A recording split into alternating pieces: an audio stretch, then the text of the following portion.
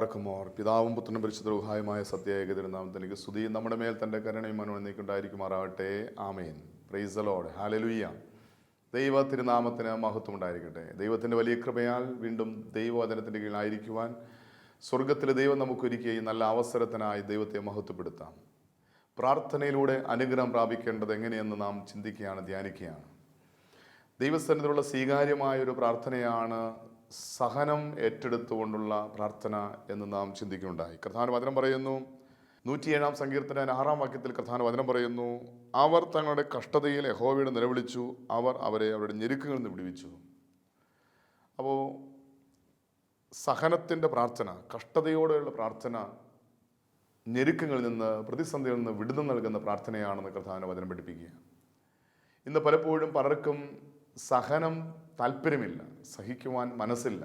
അറിഞ്ഞുകൊണ്ട് സഹനം ഏറ്റെടുക്കാൻ, സഹനം ഒരു അനുഗ്രഹമാണെന്ന് അറിഞ്ഞുകൊണ്ട് സഹനം സ്വീകരിക്കാൻ ആർക്കും താല്പര്യമില്ല. എന്നാൽ നമ്മുടെ പൂർവികരായ വിശുദ്ധന്മാരെല്ലാം സഹനം ഒരു അനുഗ്രഹമായി കണ്ടുകൊണ്ട് സഹനം ഏറ്റെടുത്ത് പ്രാർത്ഥിക്കുന്ന, സഹനത്തിലൂടെ പ്രാർത്ഥിക്കുന്ന പ്രാർത്ഥനയ്ക്ക് വേഗത്തിൽ ഉത്തരമുണ്ട്. ദൈവത്തിന് പ്രസാദകരമായ പ്രാർത്ഥനയാണ് സഹനത്തിലൂടെയുള്ള പ്രാർത്ഥന എന്ന് തിരിച്ചറിയുന്ന നമ്മുടെ പൂർവ്വപിതാക്കന്മാർ അവർ ജീവിതം തന്നെ സഹനമായി സമർപ്പിച്ചു. ദൈവസന്നിധിയിൽ ദൈവത്തിന് പാനീയ യാഗമായി തങ്ങളുടെ ജീവിതത്തെ സമർപ്പിച്ചു. അപ്പോൾ സഹനത്തിലൂടെയുള്ള പ്രാർത്ഥന ഒരു അനുഗ്രഹമാണെങ്കിൽ, സഹനം ഒരു മനുഷ്യനെ ഏതെല്ലാം രീതിയിൽ അനുഗ്രഹമാക്കി മാറ്റുന്നു എന്ന് നാം തിരിച്ചറിയുന്നത് നമ്മുടെ പ്രാർത്ഥനയ്ക്ക് ബലം നൽകുന്ന ഒന്നാണ്. പലപ്പോഴും സഹനത്തെ വെറുക്കുന്നവരാണ് പലരും. ജീവിതത്തിൽ കഷ്ടത വരുമ്പോൾ, വേദന വരുമ്പോൾ ദൈവത്തോട് ചോദിക്കുന്നവരാ, ദൈവമേ നീ എന്തിനാ ഈ കഷ്ടത, ഈ സഹനം എൻ്റെ ജീവിതത്തിൽ നൽകിയത്? ഞാൻ എന്ത് ചെയ്തിട്ട്? നീ എന്തിനാ എനിക്കിങ്ങനെ നൽകിയത്? ഇത് സഹിക്കാൻ ഞാൻ എന്ത് പാപം ചെയ്തു, എന്ത് തെറ്റ് ചെയ്തു? ദൈവത്തോട് ചോദ്യം ചെയ്യുന്ന വ്യക്തികളാണ് പലപ്പോഴും പലരും. എന്നാൽ തിരിച്ചറിയുക, സഹനം ഒരു അനുഗ്രഹമാണ്, സഹനത്തിൻ്റെ പ്രാർത്ഥനയാണ് ദൈവസന്നിധിയിൽ വേഗത്തിൽ സ്വീകാര്യമായ പ്രാർത്ഥന എന്ന് ദൈവത്തിൻ്റെ വചനം നമുക്ക് വെളിപ്പെടുത്തുക. അങ്ങനെയാണെങ്കിൽ സഹനത്തിലൂടെ ലഭിക്കുന്ന അനുഗ്രഹങ്ങൾ എത്ര വലുതാണെന്ന് നാം തിരിച്ചറിയുമ്പോൾ നമ്മുടെ ജീവിതത്തിൽ സഹനത്തിന് വേണ്ടി നമ്മൾ ആഗ്രഹിക്കും. സഹനം ഒരു അനുഗ്രഹമാക്കി നമ്മൾ മാറ്റും. കർത്താവിൻ്റെ വചനം പരിശോധിക്കുമ്പോൾ പിതാവായ ദൈവത്തിൻ്റെ ഒരു ശിക്ഷണമാണ് ഈ സഹനം എന്ന് പറയുന്നത്. ഇതൊരു ശിക്ഷയല്ല. ദൈവമേ എന്തിനാ എന്നെ ഇങ്ങനെ ശിക്ഷിക്കുന്നതെന്ന് ചോദിക്കുന്ന പലരുണ്ട്. ഇത് ശിക്ഷയല്ല, ഒരു ശിക്ഷണമാണ്.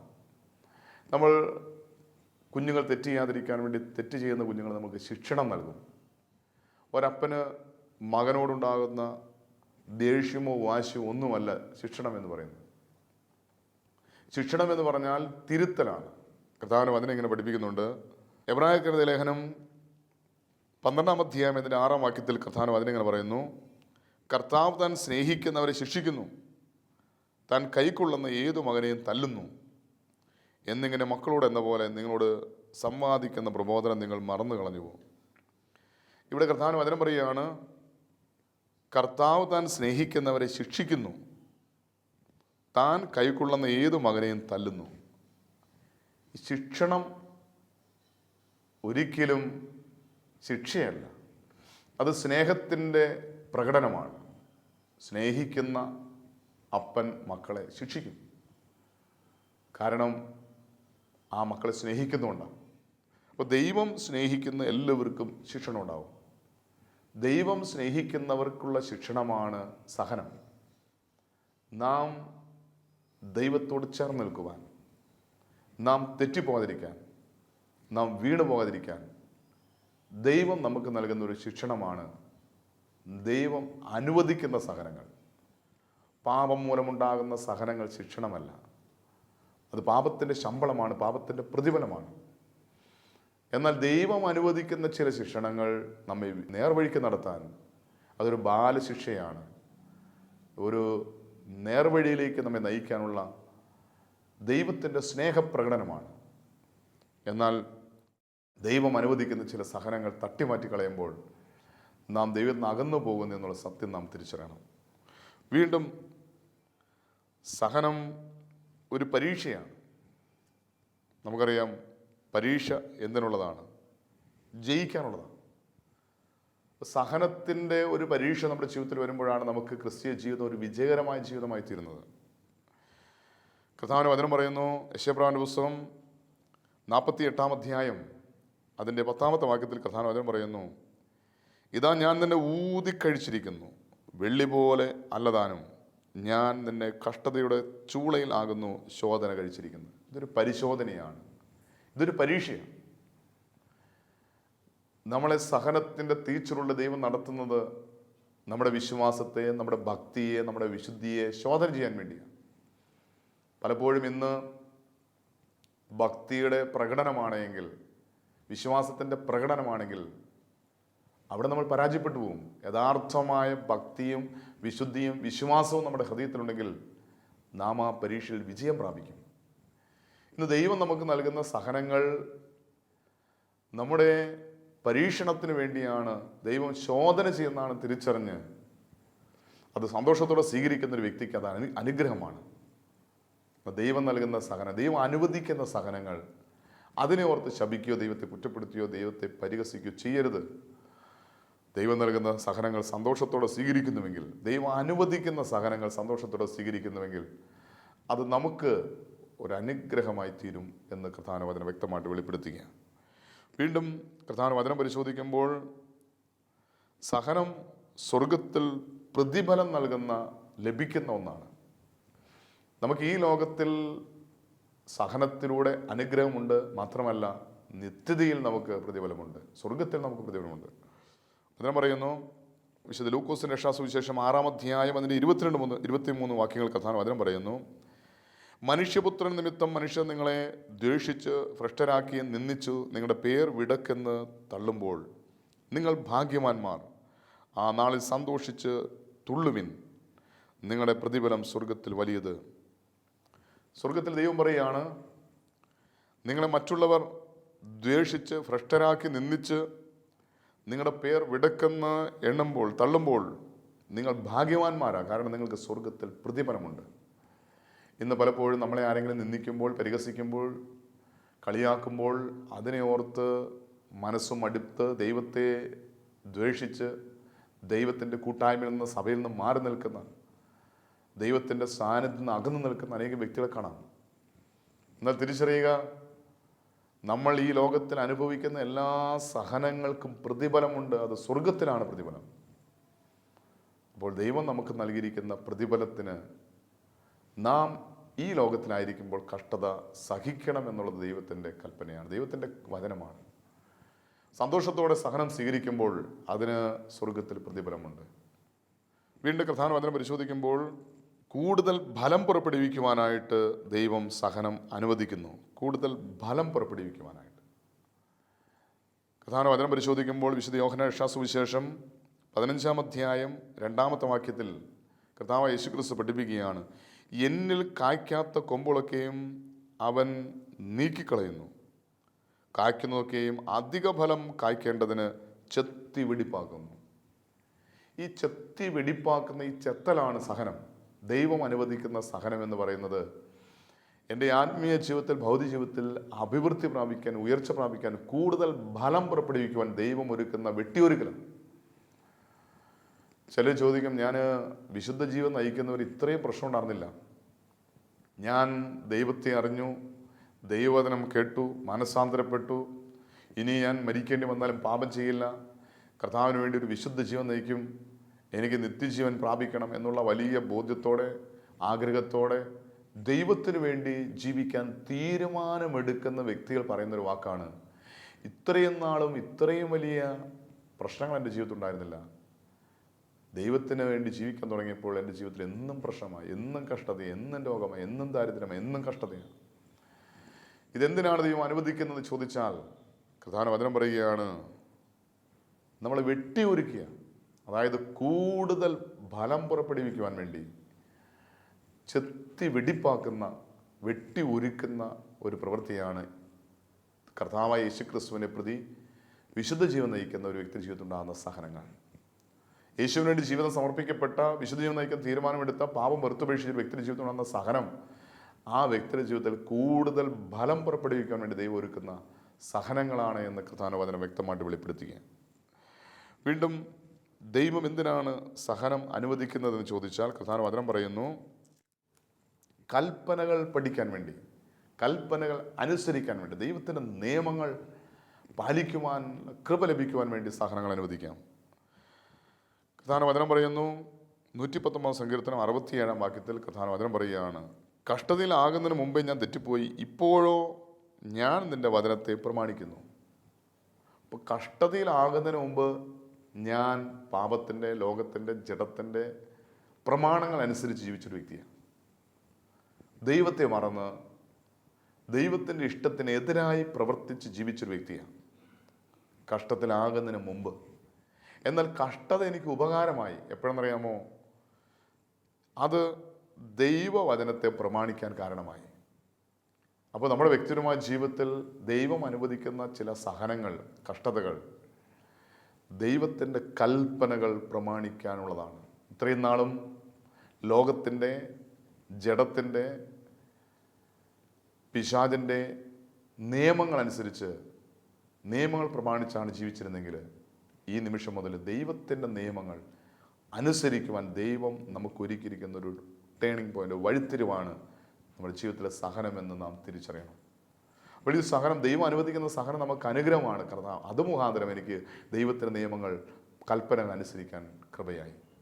അപ്പോൾ ഇത് കഷ്ടത ഒരു വേദനയായി, സഹനം ഒരു ദുഃഖമായി ആരെങ്കിലും കാണുന്നുണ്ടെങ്കിൽ ദൈവത്തിൻ്റെ കൽപ്പന അനുസരിക്കുവാൻ ദൈവം എനിക്ക് ഒരുക്കിയിരിക്കുന്ന ഒരു കൃപയായിട്ട് അതിനെ സ്വീകരിക്കാൻ മനസ്സുണ്ടാകണം. വീണ്ടും കർത്താവിൻ്റെ വചനം പരിശോധിക്കുമ്പോൾ ദൈവത്തെ കണ്ടെത്താനുള്ള ഒരു മുഖാന്തരമാണ് ഈ കഷ്ടത. ഞാൻ എൻ്റെ ദൈവത്തെ കണ്ടെത്താൻ ദൈവം ഒരുക്കിയ മുഖാന്തരമാണ് ഞാൻ അനുഭവിക്കുന്ന കഷ്ടത. അപ്പോൾ ദൈവസന്നിധിയിലേക്ക് തിരിയുവാൻ വേണ്ടി ദൈവം ഒരു കഷ്ടം നമുക്ക് അനുവദിക്കാം. കർത്താവിൻ്റെ വചനം പറയുന്നു, യെശയ്യാപ്രവാചകന്റെ പുസ്തകം 30-ാം അധ്യായം അതിൻ്റെ 20-ാം വാക്യത്തിൽ കർത്താവിൻ്റെ വചനം പറയുന്നു, കർത്താവ് നിങ്ങൾക്ക് കഷ്ടത്തിൻ്റെ അപ്പവും ഞെരുക്കത്തിൻ്റെ വെള്ളവും മാത്രം തന്നാലും ഇനി നിൻ്റെ ഉപദേഷ്ടാവ് മറഞ്ഞിരിക്കുകയില്ല, നിൻ്റെ കണ്ണ് നിൻ്റെ ഉപദേഷ്ടാവിനെ കണ്ടുകൊണ്ടിരിക്കും. അപ്പോൾ ദൈവത്തെ കണ്ടുകൊണ്ടിരിക്കുന്ന ഒരനുഭവമാണ് സഹനത്തിൻ്റെ അനുഭവം. സഹനത്തിൻ്റെ ജീവിതം നയിക്കുന്ന ഒരു വ്യക്തിയുടെ കണ്ണെപ്പോഴും ദൈവത്തിലായിരിക്കും. ഇത്രയും നാളും ലോകത്തിൻ്റെ മോഹങ്ങൾക്ക്, ജഡത്തിൻ്റെ ആഗ്രഹങ്ങൾക്ക് വേണ്ടി ഈ കണ്ണുകൾ പരതിയെങ്കിൽ ദൈവം അനുവദിച്ച ഈ സഹനം ദൈവത്തെ കണ്ടെത്താൻ, ദൈവത്തെ കണ്ടുകൊണ്ടിരിക്കാൻ ആ ദൈവം നമുക്ക് നൽകിയിരിക്കുന്ന അനുഗ്രഹമാണ്, അതിനൊരു മുഖാന്തരമാണ്. അങ്ങനെയാണെങ്കിൽ ഈ സഹനം എനിക്കൊരു അനുഗ്രഹമാണെന്ന് തിരിച്ചറിയണം. വീണ്ടും കർത്താവിന്റെ വചനം പരിശോധിക്കുമ്പോൾ ദൈവം എന്തിനാണ് സഹനം അനുവദിക്കുന്നത്? പാപത്തിൽ നിന്ന് രക്ഷിപ്പാൻ വേണ്ടിയാണ് ദൈവം ചില സഹനങ്ങൾ നമുക്ക് അനുവദിക്കുന്നത്. കർത്താവിന്റെ വചനം പരിശോധിക്കുമ്പോൾ യെശയ്യാപ്രവാചകന്റെ പുസ്തകം 38-ാമത്തെ അധ്യായം 17-ാമത്തെ വാക്യത്തിൽ കർത്താവിന്റെ വചനം ഇങ്ങനെ പറയുന്നു, സമാധാനത്തിനായി എനിക്ക് അത്യന്തം കയ്പായത് ഭവിച്ചു, എങ്കിലും നീ എൻ്റെ സകല പാപങ്ങളെയും നിൻ്റെ പിറകിൽ എറിഞ്ഞു കളഞ്ഞുകൊണ്ട് എൻ്റെ പ്രാണനെ നാശക്കുഴിയിൽ നിന്ന് സ്നേഹത്തോടെ രക്ഷിച്ചിരിക്കുന്നു. ദൈവം എന്നോടുള്ള സ്നേഹത്തിൻ്റെ അടയാളമാണ്. അതായത് പാപത്തിൽ ഞാൻ നശിച്ചു പോകാതിരിക്കാൻ വേണ്ടി, ഞാൻ പാപത്തിൽ നിന്ന് വീണ്ടെടുക്കപ്പെടാൻ വേണ്ടി ദൈവം എനിക്ക് നൽകിയിരിക്കുന്ന ഒന്നാണ് ഞാൻ ഇന്ന് അനുഭവിക്കുന്ന സഹനം. ജീവിതത്തിൽ സഹനം, കഷ്ടത അനുഭവിക്കുന്നൊരു വ്യക്തി പാപത്തിന് രക്ഷിക്കുവാൻ വേണ്ടി ദൈവം നമ്മളുള്ള സ്നേഹത്തിൻ്റെ വെളിപ്പെടുത്തലാണ്, ദൈവസ്നേഹത്തിൻ്റെ വെളിപ്പെടുത്തലാണ് ദൈവം നമുക്ക് നൽകിയിരിക്കുന്ന സഹനം. പാപത്തിൽ നശിച്ചു പോകാതിരിക്കാൻ വേണ്ടി പലപ്പോഴും പലരും രോഗികളായി, ശാരീരികമായി തകർന്ന്, സാമ്പത്തികമായി തകർന്ന്, ഇനി ഏറ്റവും നല്ല വഴി ആത്മഹത്യയാണെന്ന് കണ്ടെത്തി മരണം മാത്രം മുന്നിൽ കണ്ടുകൊണ്ട് ജീവിക്കുന്ന ചില വ്യക്തികൾ ദൈവത്തിൻ്റെ വചനം കേൾക്കാൻ, ധ്യാനം കൂടാൻ കടന്നു വന്ന് മനസ്സാന്തരപ്പെട്ട് കഴിയുമ്പോൾ, പാപം വെറുത്തുപേക്ഷിച്ച് വിശുദ്ധ നയിക്കാൻ തീരുമാനമെടുത്ത് കഴിയുമ്പോൾ അവർ പറയുന്നൊരു കാര്യമുണ്ട്, എനിക്ക് ഈ കഷ്ടത വന്ന് നന്നായി, എനിക്ക് കടബാധ വന്ന് നന്നായി, എനിക്ക് രോഗം വന്ന് നന്നായി, എനിക്ക് തകർച്ചകൾ വന്ന് നന്നായി, എൻ്റെ ജീവിതത്തിൽ ഈ സഹനം അനുഗ്രഹമായി മാറി. കാരണം ഞാൻ പാപത്തിൽ നിന്ന് വീണ്ടെടുക്കപ്പെടുവാൻ, രക്ഷ പ്രാപിക്കുവാൻ ഇത് മുഖാന്തരമായി. അപ്പോൾ സഹനങ്ങൾ ദൈവം അനുവദിക്കുന്നത് ഒരുപക്ഷെ നാം ചെയ്തു പോയ പാപത്തിൻ്റെ അടിമനുഖത്തിൽ നിന്ന് രക്ഷ പ്രാപിക്കാൻ ദൈവം ഒരുക്കുന്നൊരു അവസരമാണ്. സമാധാനത്തിനായി എനിക്ക് അത്യന്തം കയ്പായത് സംഭവിച്ചു. അതിൻ്റെ കാരണം സകല പാപങ്ങളെയും നിന്റെ പിറകിൽ എറിഞ്ഞു കളഞ്ഞുകൊണ്ട് എൻ്റെ പ്രാണനെ നാശക്കുഴിയിൽ നിന്ന് സ്നേഹത്തോടെ രക്ഷിച്ചിരിക്കുന്നു. അപ്പോൾ സഹനം എനിക്ക് നൽകിയെങ്കിലും അതിന് പിന്നിൽ രക്ഷയുണ്ട്, പാപത്തിൽ നിന്നൊരു മോചനമുണ്ട്, പാപത്തിൽ നിന്നൊരു വിടുതലുണ്ട്. ഈ സത്യം നാം തിരിച്ചറിയണം. ചിലർ പറയാറുണ്ട്, ഞാൻ ഈ ധ്യാനം കൂടുന്നതിന് മുമ്പ്, ഞാൻ ഈ വചനം കേൾക്കുന്നതിന് മുമ്പ്, ഈ സത്യം അറിയുന്നതിന് മുമ്പ് എങ്ങാനും മരിച്ചിരുന്നെങ്കിൽ ഞാൻ നരകത്തിൻ്റെ അങ്ങേയറ്റത്ത് കെടാത്ത തീയിൽ വെന്തെരിഞ്ഞേനെ. എന്നാൽ ഇന്ന് ഈ സഹനം വന്നത്, ഈ കഷ്ടത വന്നത്, രോഗം വന്നത്, ഈ ദൈവത്തിൻ്റെ വചനം കേൾക്കാൻ, ധ്യാനം കൂടുവാൻ ദൈവം എനിക്ക് കൃപയായി. അത് ഇന്ന് ഞാൻ മരിച്ചാൽ എനിക്ക് നിത്യമായ സ്വർഗരാജ്യം ദൈവം വാഗ്ദാനം ചെയ്തിരിക്കുക. അപ്പോൾ പാപത്തിൽ നിന്ന് രക്ഷിക്കാൻ വേണ്ടി ദൈവം ചിലപ്പോൾ ഒരുപക്ഷെ നമ്മുടെ ജീവിതത്തിൽ സഹനങ്ങൾ അനുവദിക്കാം. ചില സഹനങ്ങൾ പാപമോചനം ലഭിക്കാൻ വേണ്ടി ദൈവം ഒരുക്കിയിരിക്കുന്ന ദൈവത്തിൻ്റെ സ്നേഹത്തിൻ്റെ വെളിപ്പെടുത്തലാണ്. വീണ്ടും ദൈവം സഹനം നമുക്ക് അനുവദിക്കുന്നത് സുവിശേഷത്തിൻ്റെ വളർച്ചയ്ക്കായിട്ട്, ദൈവരാജ്യത്തിൻ്റെ വളർച്ചയ്ക്കായിട്ട് നമ്മുടെ ജീവിതത്തിൽ സഹനം അനുവദിക്കാം. പരിശുദ്ധനായ പൗലോസ് ശ്ലീഹ ഫിലിപ്പിയർക്ക് ലേഖനം 1-ാം അധ്യായം അതിൻ്റെ 12-ാം വാക്യത്തിൽ വ്യക്തമായിട്ട് വെളിപ്പെടുത്തുന്നുണ്ട്, സഹോദരന്മാരെ, എനിക്ക് ഭവിച്ചത് സുവിശേഷത്തിൻ്റെ അഭിവൃദ്ധിക്ക് കാരണമായി തീർന്നു എന്ന് നിങ്ങൾ അറിയുവാൻ ഞാൻ ആഗ്രഹിക്കുന്നു. എനിക്ക് ഭവിച്ചത്, പരിശുദ്ധനായ പൗലോസ് എനിക്ക് സംഭവിച്ച സകല സഹനങ്ങളും സുവിശേഷത്തിൻ്റെ അഭിവൃദ്ധിക്ക് കാരണമായി തീർന്നു. അതായത് സുവിശേഷത്തിൻ്റെ അഭിവൃദ്ധിക്ക് വേണ്ടി സഹനങ്ങൾ ദൈവം അനുവദിക്കാം. നമുക്കറിയാം, ആദിമ സഭയിൽ സഭ വളരാൻ കാരണം അനേകം വിശുദ്ധരുടെ രക്തസാക്ഷിത്വമായിരുന്നു. അവർ കർത്താവിനെ പ്രതി ജീവൻ ബലിയായി സമർപ്പിച്ചു. അനേകം വിശുദ്ധന്മാർ വാളാൽ വെട്ടപ്പെട്ടു. അനേകം വിശുദ്ധർ തീപ്പന്തം പോലെ പച്ച മാംസം കത്തിയെരിഞ്ഞു. അനേകം പേര് സിംഹങ്ങളുടെ വായിൽ കീറി മുറിക്കപ്പെട്ടു. അനേകം പേര് തടവിൽ കിടന്ന് ഭക്ഷണം കിട്ടാതെ, സ്വാതന്ത്ര്യം കിട്ടാതെ അവർ വേദനയോടെ, സഹനത്തോടെ മരണം വഴി ലോകത്ത് മാറ്റപ്പെട്ടു. ആദിമസഭയിലെ പൂർവീകരെല്ലാം, വിശുദ്ധരെല്ലാം അവർ സ്വാഭാവിക മരണം പ്രാപിക്കാതെ രക്തസാക്ഷികളായി രക്തം ചിന്തി മരിച്ചുവെങ്കിൽ അന്ന് അവർ ചിന്തിയ രക്തം സഭയ്ക്ക് വളമായി. സഭ വളർന്ന് പന്തലിച്ചു, പടർന്നു പിടിച്ചു. അപ്പോൾ സുവിശേഷത്തിൻ്റെ അഭിവൃദ്ധി എന്ന് പറയുന്നത് രക്തസാക്ഷിത്വമാണ്, സഹനമാണ്. നമ്മുടെ സഹനം സുവിശേഷത്തിൻ്റെ അഭിവൃദ്ധിക്കായി മാറണം.